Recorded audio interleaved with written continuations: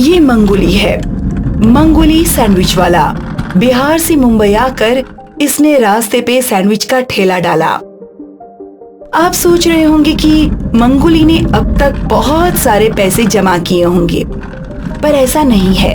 मंगोली की पत्नी कविता को कैंसर है और मंगोली जो भी कमाता है वो उसकी पत्नी के इलाज में चला जाता है।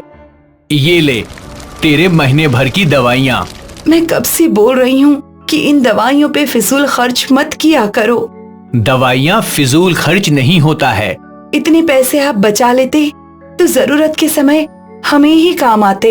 हाँ हाँ, तेरी दवाइयाँ मेरी सबसे बड़ी जरूरत है। इस तरह दवाई और पैसों को लेकर अक्सर मियाँ बीवी में बहस हुआ करती थी। मंगोली मन लगाकर अपना काम करता था। फिर एकाएक दुनिया भर में कोरोना फैलने लगा। देश भर में लॉकडाउन का ऐलान हो गया। दुकानें, बाजार सब बंद हो गए और मंगोली जैसे ठेले वालों का कमाई का साधन भी टूट गया। थोड़े बहुत जो पैसे मंगोली ने बचाए थे उससे उन दोनों का 1 महीना कट गया था। आगे क्या होगा ये सोचकर मंगोली परेशान था। मैंने कहा था ना, पैसे बचा लो, जरूरत के समय काम आएंगे, पर आपने मेरी एक न सुनी। अब हम क्या करेंगे? तू फिक्र ना कर, कुछ ना कुछ तो जरूर होगा। फिर एक दिन मंगोली को पता चला कि सरकार मुफ्त में राशन बांटने वाली है। हे भगवान, तेरा लाख लाख शुक्र है, तूने हम गरीबों की सुन ली।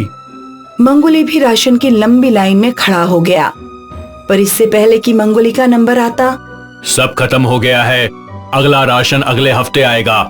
ये सुनकर मंगोली निराश हो गया।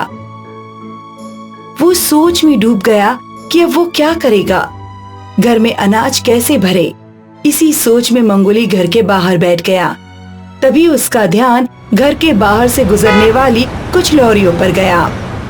ये लॉरियां तो अनाज के गोदामों से भरकर जा रही हैं, मतलब अंदर अनाज बहुत होगा।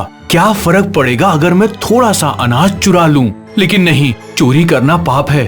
अगर चोरी नहीं की तो भूखों मरने की नौबत आ जाएगी। मंगोली इसी कश्मकश में फंस गया और अंत में उसने निर्णय लिया कि वो रात के अंधेरे में अनाज चोरी करेगा। अंधेरा हुआ और मंगोली अपने घर से एक झोला लेकर निकल गया। वो दबे पांव अनाज की फैक्ट्री के पास गया और दीवार से कूदकर अंदर पहुंच गया। अंदर ढेर सारा अनाज देखकर मंगोली खुश हो गया। इससे हमारा महीना कट जाएगा। मंगोली ने अपने झोले में अनाज भर लिया और बस मंगोली वापस दीवार कूदने लगा, लेकिन चढ़ते वक्त सिक्योरिटी की नजर उस पर पड़ गई। चोर चोर चोर! और तुरंत ही वहाँ 2 और सिक्योरिटी वाले आ गए और वो अपने डंडों से मंगोली की पिटाई करने लगे। मैं चोर नहीं हूँ, मैं चोर नहीं हूँ। झूठ बोलता है, इसे तो अभी पुलिस को दे देना चाहिए। अरे सुनो सुनो, मेरी बात सुनो, मैं चोर नहीं हूँ। अगर ये अनाज मैं अपने घर नहीं ले गया तो मेरी बीवी मर जाएगी। मैं कोई चोर नहीं हूँ। मंगोली ने उन सिक्योरिटी वालों को अपनी पूरी दास्तां सुनाई। मैं क्या करूं? अनाज के लिए मेरे पास पैसे नहीं है। चोरी करना पाप है, मुझे पता है, पर अनाज नहीं मिला तो मेरी बीमार पत्नी मर जाएगी, इसलिए मैंने चोरी की। मैं चोर नहीं हूँ। मंगोली की बातें सुनकर वो सिक्योरिटी वाले भी भावुक हो गए। उठो भाई, तुम पे जो दुख का पहाड़ टूटा पड़ा है उसे हम समझते हैं। हम भी तुम्हारी तरह गरीब ही हैं, बस हमारी किस्मत अच्छी है कि हमारे पास इस मुश्किल की घड़ी में भी काम है। तुम्हें जितना अनाज चाहिए तुम उतना ले जाओ। तुम्हारी मजबूरी पता नहीं थी, इसलिए तुम्हें हमने चोर समझकर इतना पीट दिया। माफ कर देना भाई। मजबूरी इंसान से क्या क्या करवा सकती है ये हम सोच भी नहीं सकते। मंगोली की तरह कई और लोग लाचार हैं। इस मुश्किल में हमें उनका सहारा बनना चाहिए ताकि उन लोगों को मंगोली की तरह कोई गलत काम न करना पड़े।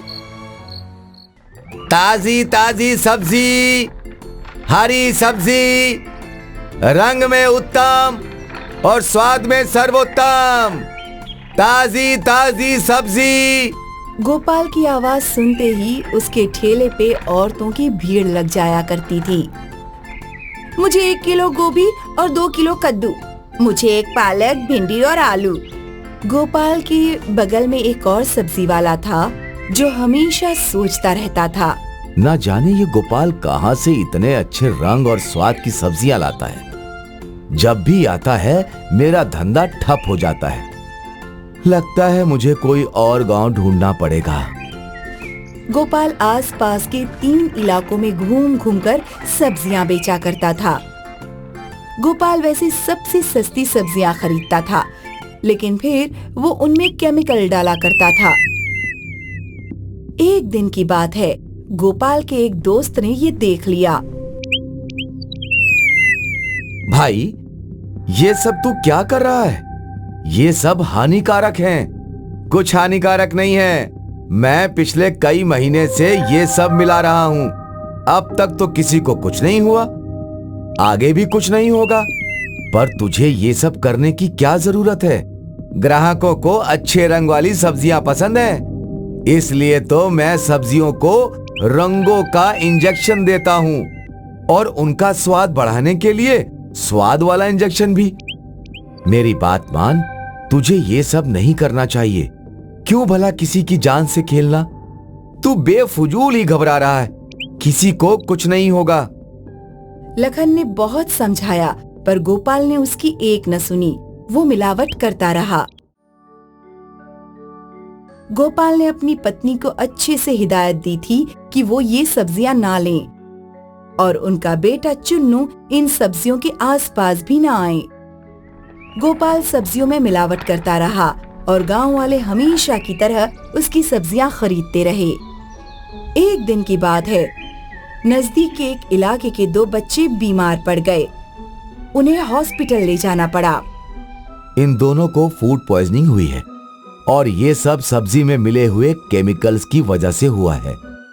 इस इलाके में ढिंडोरा पीट गया कि सब्जियों में मिलावट है। ये बात लखन को पता चली। वो गोपाल के पास गया। अब तो ये सब बंद कर दे। वो बच्चे मेरी सब्जियों की वजह से बीमार नहीं हुए हैं। लखन बहुत समझाता रहा, पर गोपाल ने उसकी एक न सुनी। एक चीज जो गोपाल को पता नहीं थी कि उसका चुन्नू रोज सब्जियों में से गाजर चुराकर खाता था। पता नहीं पापा क्यों मुझे ये लाल लाल गाजर खाने से रोकते हैं। गाजर का रंग देखकर चुन्नू रोज कुछ गाजर चुराता था और अपनी दोस्त के साथ खाता था। है ना गाजर स्वादिष्ट? हाँ, और कितने लाल है ये, बहुत मजेदार। एक रात गोपाल अपनी बीवी और बेटे के साथ सो रहा था कि अचानक चुन्नू उठकर उल्टी करने लगा। माँ, माँ, क्या हुआ तुझे? और अरे जी देखिए, चुन्नू को क्या हो गया? गोपाल ने चुन्नू को पानी पिलाया, उसकी पीठ सहलाई, पर फिर भी उसकी उल्टी रुकी नहीं। अब इसे हॉस्पिटल ही ले जाना होगा। चलिए जल्दी चलिए। गोपाल और उसकी पत्नी चुन्नू को हॉस्पिटल ले गए। डॉक्टर ने चुन्नू के मुंह में एक पाइप डालकर उसके पेट में से सारा खाना निकाला और चुन्नू को इंजेक्शन देकर सुला दिया। उसके खाने की जांच करवाई गई और फिर डॉक्टर गोपाल के पास आए। मेरा बेटा ठीक तो है ना? अब वो खतरे से बाहर है। लेकिन उसे हुआ क्या डॉक्टर? Food poisoning. इसने मिलावटी गाजर खाए थे, उसी से इसे फूड पॉइजनिंग हो गई। पता नहीं ये सब्जी वाले कब बाज आएंगे, कब तक ये मासूम लोगों की जान से खेलेंगे। जब चुन्नू को होश आया तो गोपाल और उसकी पत्नी ने राहत की सांस ली। बेटा, तुमने गाजर कहाँ से खाया था? पापा, मुझे माफ कर दो। मुझे गाजर बहुत पसंद है, इसीलिए मैं और मोंटी रोज आपके ठेले से गाजर चुरा लेते थे। ये सुनकर गोपाल के पैरों के नीचे से जमीन खिसक गई। वो रोने लगा और फिर लखन के पास गया। तू सही था, मैं लोगों की जान के साथ खेल रहा हूँ। आज जब मेरे बेटे की बात आई तो मेरा खून पसीज गया, लेकिन जो बच्चे मेरी सब्जियां खाकर बीमार हुए हैं, उनके माँ बाप का भी मेरे जैसा ही हाल हुआ होगा। तुझे समझ आ गया? यही बड़ी बात है। इस दिन के बाद से गोपाल ने सब्जियों में मिलावट नहीं की। वो शुद्ध अच्छी सब्जियां बेचने लगा।